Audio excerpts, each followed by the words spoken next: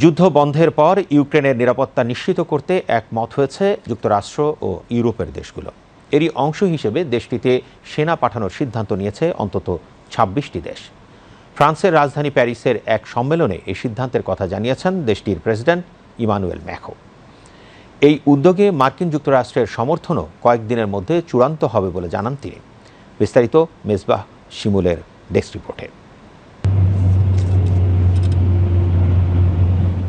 Russia Ukraine যুদ্ধের সূচনা হয় ২০১৪ সালে, তবে ২০২২ সালের ফেব্রুয়ারিতে তা সর্বাত্মক পর্যায়ে রূপ নেয়। সেই থেকেই অব্যাহতভাবে চলছে বিশ্বকে অস্থির করা এই যুদ্ধ। এতে উভয় পক্ষই পড়ছে ব্যাপক ক্ষতির মুখে। এদিকে যুদ্ধের শুরু থেকেই মার্কিন যুক্তরাষ্ট্র সহ পশ্চিমাদের সহায়তা নিয়ে রাশিয়াকে মোকাবেলা করে আসছে ইউক্রেন। যদিও রাশিয়ার একরোখা যুদ্ধনীতির কাছে ইউক্রেন বলয় কার্যত ধরাশায়ী। সংশ্লিষ্টরা বলছেন, জো বাইডেনের পর ডোনাল্ড ট্রাম্প মার্কিন প্রেসিডেন্ট নির্বাচিত হলে রাশিয়া ইউক্রেন যুদ্ধের সমাপ্তি ঘটবে, এমনটি ধারণা করা হয়েছিল।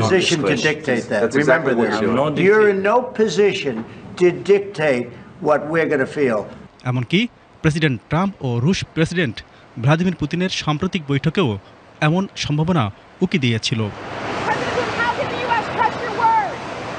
এই অবস্থায় সম্প্রতি ফের শুরু হয় যুদ্ধবিরতি নিয়ে আলোচনা।